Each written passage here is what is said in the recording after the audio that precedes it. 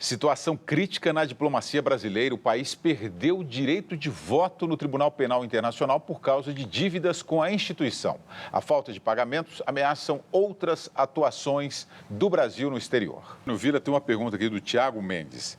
Foi excesso de gastos do governo Lula ou austeridade da presidente Dilma? Não, me parece que é uma questão de excesso de gastos.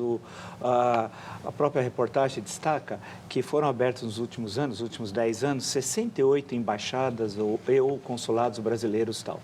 É que, no caso das Antilhas, aqui, na América Central, né? No caso das Antilhas, o Brasil, em certo momento, tinha maior representação diplomática em embaixadas e ou consulados do que a Inglaterra, que tradicionalmente, desde o século XVI, tem presença naquela região. E isso por quê?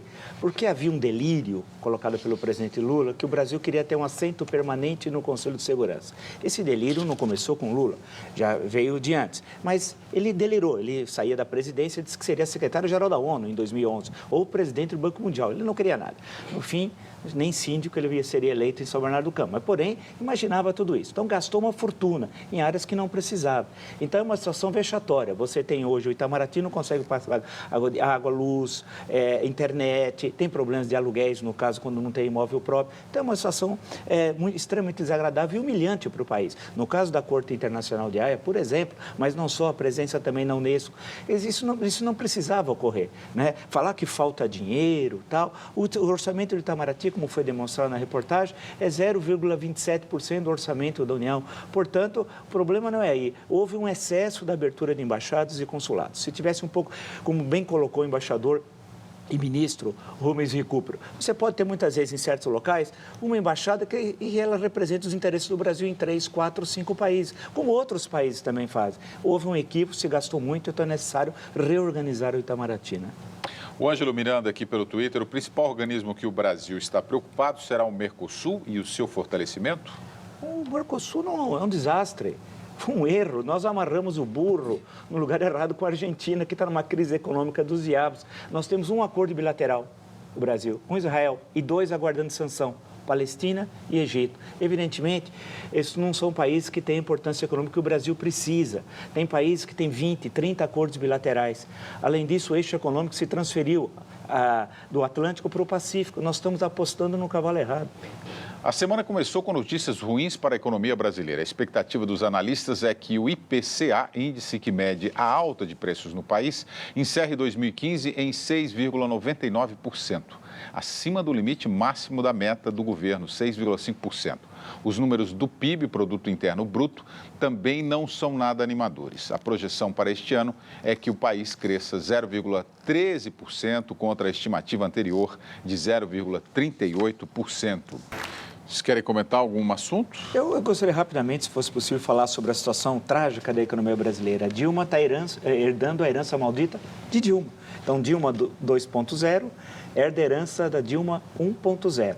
O desastre econômico foi feito por ela. E é legal ela tentar administrar o próprio desastre, só que ela está sumida.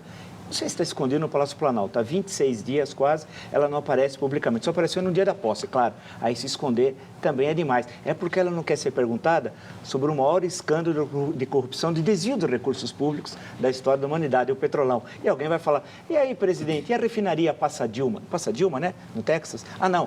É Passadina, né? Desculpe.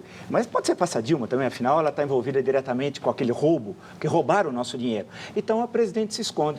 Muito bem, presidente. Parabéns e parabéns 50 milhões de brasileiros que votaram numa presidente que se esconde. William, eu não tenho procuração para defender a Dilma aqui. Ela foi presidente do Conselho de Administração, ela foi ministra das Minas e Energias, ela é presidente da República, mas eu não encontrei agora nenhuma acusação formal contra ela por nenhum desses investigadores. Só vou achar que existe alguma coisa quando alguém é acusado de ter praticado um crime. Essa questão de presidir o Conselho de Administração de uma empresa e ser responsabilizado por atos de sua diretoria, se isso virar moda, todas as empresas públicas terão que trazer nos processos os seus conselhos de administração. Infraero, todas elas, Itaipu, todas elas. Eu acho que o Conselho de Administração não faz participa da administração de nenhuma das empresas. Agora, a empresa tem conselho fiscal, a empresa tem auditoria. Se isso não foi feito, vão responder os responsáveis agora. Não posso dar à presidente Dilma a peixe de que ela é responsável por tudo isso. É o isso. Espírito Santo. Acho que a culpa vai ser do Espírito Santo. Não. Vai ficar no Espírito Santo. Não é o Espírito Não é Santo. quem preside o Talvez Conselho de seja Administração. esse Espírito Santo aqui que queira já enquadrá-lo e condená-lo. Não é a Dilma, nem o Lula que montou o maior esquema de corrupção da história da humanidade. Vamos esperar. Nem Lula, nem Processo Dilma. vem aí, vamos José esperar. Sérgio Gabrielli não está envolvido. Então, acho que nada Ninguém aconteceu. está dizendo isso. Mas Vamos os caras esperar. assaltaram o maior roubo da história da humanidade. Deixa aparecer o nome dos políticos envolvidos. Vamos ver. Caramba. Mas quem organizou?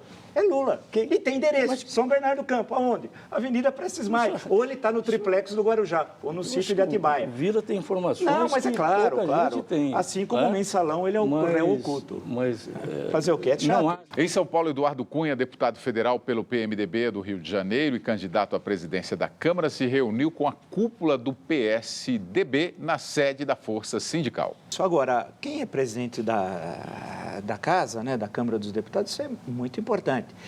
Vale lembrar o seguinte, é a eleição de 1 de fevereiro. Está sendo decidida outra coisa por trás, é o Petrolão. É o Petrolão. Porque na hora que o Petrolão chega no STF, ele vai ter repercussões diretas, ele vai atravessar direta a Praça dos Três Poderes e vai bater no Congresso Nacional.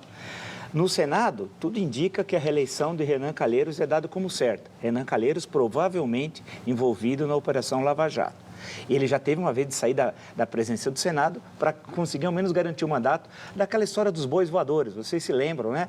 Quando ele pagava uma pensão, etc., com recurso de uma construtora, aí começou a justificar com bois e mostrou, inclusive, em Murici, a foto, Murici é a cidade dele, a foto do açougue que comprava todos aqueles bois. Era um açougue, assim, 2 por 2 metros quadrados. E chamava, nunca me esqueço, Stop Carnes. Então, o açougue Stop Carnes, que era uma mini Friboi em Murici, comprou capacidade que era impossível, cabia uma, acho que dentro ali e tal. Bem, esse é o Senado. A Câmara, a disputa é o seguinte, para o governo é vital controlar a presença da Câmara dos Deputados, por causa das CPIs, e tem o Petrolão. Por isso, o governo está jogando todas as suas cartas, e haja cartas, e haja dinheiro no Arlindo Quinalha. Porque, com isso, não é só a questão das emendas, entra concessões e diretorias, bancos, empresas, estatais, autarquias, os ministérios, está uma festa, tá? Ou seja, o seu dinheiro, contribuinte, está sendo usado a rodo para que o governo ganhe com o Arlindo Quinalha. E é o Eduardo Cunha, que diz que não é candidato à oposição, mas, segundo ele afirma, tenta manter uma certa independência em relação ao Palácio do Planalto. 1º de fevereiro é um dia importante, hein? No domingo, essa eleição ela é chave. Vila, você queria falar sobre posição e oposição? Essa frase é da Marina Silva. Essa frase é da Marina, quando ela foi perguntada se era governo ou oposição, ela fala, não, eu tenho posição, tal, foi usada durante a campanha. Dependendo do seu posicionamento, você acaba sendo oposição. Eu acho que a questão toda é o seguinte, o parlamento que está aí, ele foi eleito diretamente pelo povo brasileiro. Ele representa o povo e a consciência política popular está representada lá. Ninguém foi eleito indiretamente, não há senador biônico, não há proibição disso ou daquilo. São esses. No caso da Câmara, são esses 513. E volto a dizer, o chave da eleição, por isso que o governo está jogando pesado, é a questão do Petrolão. O governo sabe que isso pode atingir as despesas eleitorais de 2010 e 2014, que envolve hoje a presidente eleita, né? E que já tomou posse, que governa tal. Isso é muito grave. Quem domina a mesa da Câmara pode segurar processo de CPI, segurar andamento de CPI. Isso é para o governo, é vital, hein? Operação Lava Jato, o Ministério Público negou que haverá recompensa para o doleiro Alberto Youssef no acordo de delação premiada. Pode negociar valores em troca da delação, Ayrton? Não, absolutamente. A lei não autoriza. A lei autoriza você negociar pena, não é? E aí entra a questão da multa, que é uma pena de multa, que pode ser negociada. A pena de prisão, se vai ficar em regime fechado, aberto, se vai ter direito a isso ou aquilo, mas não pode negociar valores. Ele tem que devolver tudo aquilo que foi obtido licitamente e tem a multa por ter cometido o crime, além da penalidade de reclusão pelos crimes que cometeram. Isso é impossível. Tanto é que o Ministério Público hoje explicou bem essa questão. Vila, dificilmente o juiz Sérgio Moro permitiu isso. Claro. Isso é notícia plantada e os dois jornais entraram na conversa. A grande questão é que os escritórios de advocacia que defendem as empreiteiras estão tentando, de todas as formas, encontrar uma picuinha para anular a Operação Lava Jato e o desenvolvimento até agora feito na esfera judicial, na 13ª Vara Federal do Paraná, pelo juiz Sérgio Moro. Alguma falha processual, alguma coisinha. Já anularam a Operação a Castelo de Areia, foi anulada por um probleminha. Mas dessa vez não tem probleminha nenhum até agora. E a grande questão é que é uma disputa. Claro, no campo legal, tudo bem, isso não há nenhum problema. Agora, colocar uma notícia dessa e os jornais publicaram um negócio tão absurdo, era só consultar a legislação existente e ver que isso é impossível, isso não existe. Portanto, há uma tentativa uma tentativa que não é de hoje, de desmoralizar o juiz Sérgio Moro. Imagina quantos investigadores pagos pelas empreiteiras não estão atrás da vida do juiz. Quantos? Que já mexeram se ele um dia colou numa prova, se ele tropeçou, o que ele fez. A grande questão é que esse juiz é um exemplo de juiz para o Brasil. A justiça está mostrando que existe no Brasil, não é só para pobre, para miserável e negro. E agora, quando chegar o Petrolão em Brasília, vai ser a minha satisfação. Vai chegar na segunda turma do STF, cujo relator é o senhor Teori Zavascki, que eu estou de olho nele, uma vez já disse aqui, porque eu sou um cidadão, assim como todos nós. E eu quero ver se tem os 74 parlamentares que dizem que seria 74 envolvidos e quem das empreiteiras são envolvidos. E do outro lado da praça, o Palácio do Planalto, porque nada disso teria ocorrido sem a anuência do quem habita o terceiro andar, no maior gabinete. Qual é o maior gabinete do terceiro andar? Presidência da República. Eu quero ver se dessa vez o senhor que habita o duplex em São Bernardo do Campo vai se livrar, porque eu estou aqui, estou marcação ao meu homem, atento, quero só ver. Agora, tem muitas mensagens aqui das pessoas, desconfiando desse julgamento. Por quê? Alguns falam que vai acabar em pizza, como o Paulo de Mello aqui, por exemplo. Eu acho que pode ser que tenha alguma razão. Quer dizer, vamos tentar entender, não sei, desculpe aí, não sei se eu estou sendo correto com o telespectador. É que no mensalão, quem pagou o pato foi o núcleo empresarial e publicitário. Cátia Rabelo, dona do Banco Rural, 16 anos, 16. Marcos Valério, núcleo publicitário, acabou diminuindo a pena, ficou em 37 anos e tal. E o núcleo político, que foi o que organizou tudo, afinal, nada teria sem o núcleo político. Esse está na rua, ou está em regime semiaberto, ou fazendo consultoria. Inclusive, um dos consultores, entre aspas, José Dirceu, foi pego agora na Operação Lava Jato, com quase 4 milhões, que ele faz consultoria, acho que na cadeia, né? É um caso sui generis. Então, tem razão, mas nós estamos atentos. Agora, depende também, o juiz não pode julgar se aquele cidadão não está indiciado no crime X, Y, Z, e depende das provas também. Então, o procurador-geral é chave. O senhor Janot é o homem-chave nesse processo. Vamos ver como é que ele vai agir, né? É só uma questãozinha? Vamos ver, né? Acho que o Brasil inteiro está olhando para o Supremo. E o Supremo é a Suprema Corte Brasileira. Não pode ser pressionado por ninguém, né? Tem de julgar segundo os autos do processo. E parece que dessa vez o Roberto Iosif disse que fez pagamentos no exterior por Partido dos Trabalhadores em 4 contas. Ele vai ter de provar o que ele disse, claro, mas ele disse. E isso configura crime e que envolve as eleições de 2010 e 2014. Eu quero ver se chega lá. Estou atento. Em tempos de economia em baixa e das crises hídrica e energética, alguns políticos baniram do dicionário palavras que têm um peso negativo, como aumento de preços, racionamento e apagão. No dicionário político, racionamento virou restrição hídrica. Multa se transformou em tarifa de contingência. Desemprego também ganhou outro nome, redução na oferta de vagas. E apagão virou falha sistêmica. Eleição é estratégia de marketing, né? Tem palavras que doem menos, né?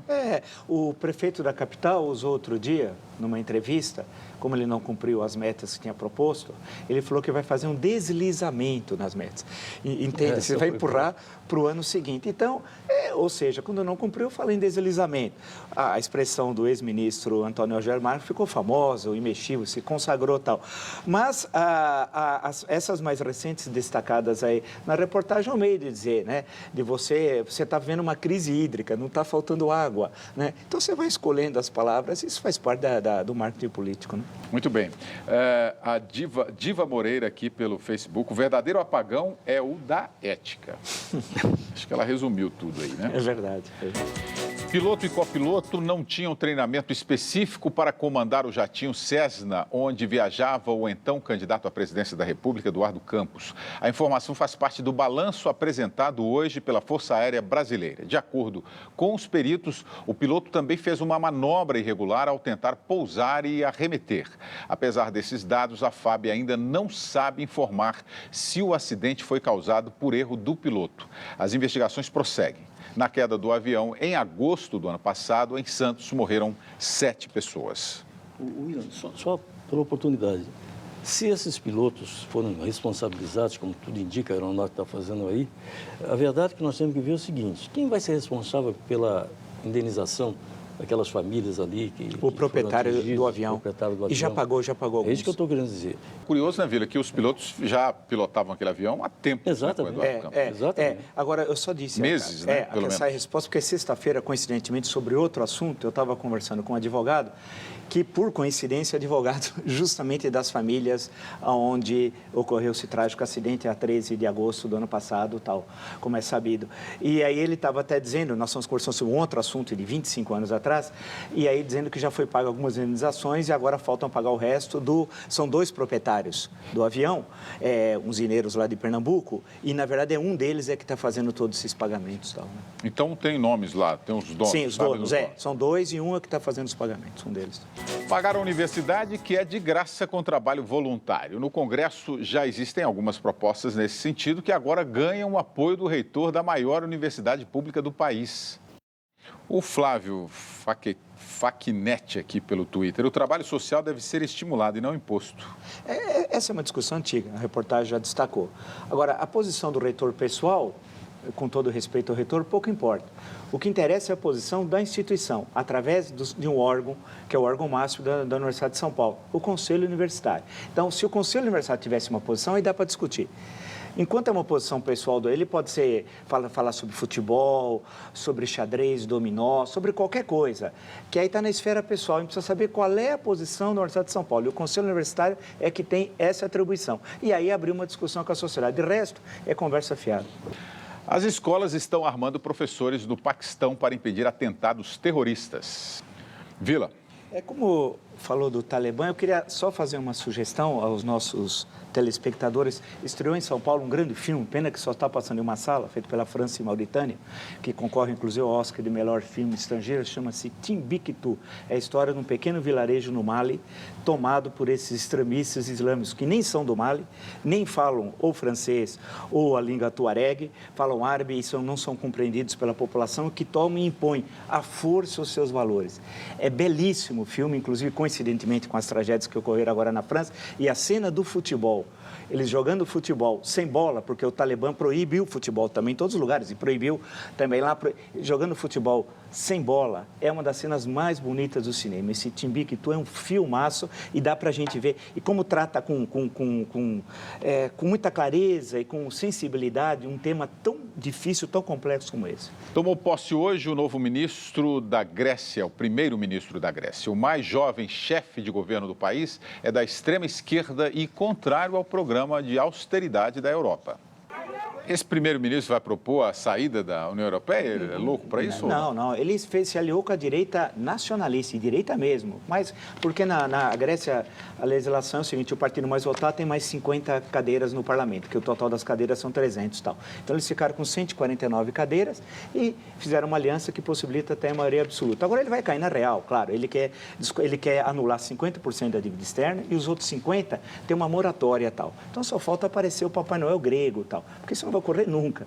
Outra coisa é que ele deseja fazer aumento de salário numa economia que vive uma crise dos diabos e fazer uma série de benefícios sociais. Da onde vai tirar o dinheiro, ninguém sabe. Nem se voltar Platão, Aristóteles, Sócrates e com Péricles, a Grécia tem jeito a curto prazo, não tem saída. E se quiser sair da União Europeia, vai ser pior para a Grécia ainda. Mas ela é o povo grego que decide, né?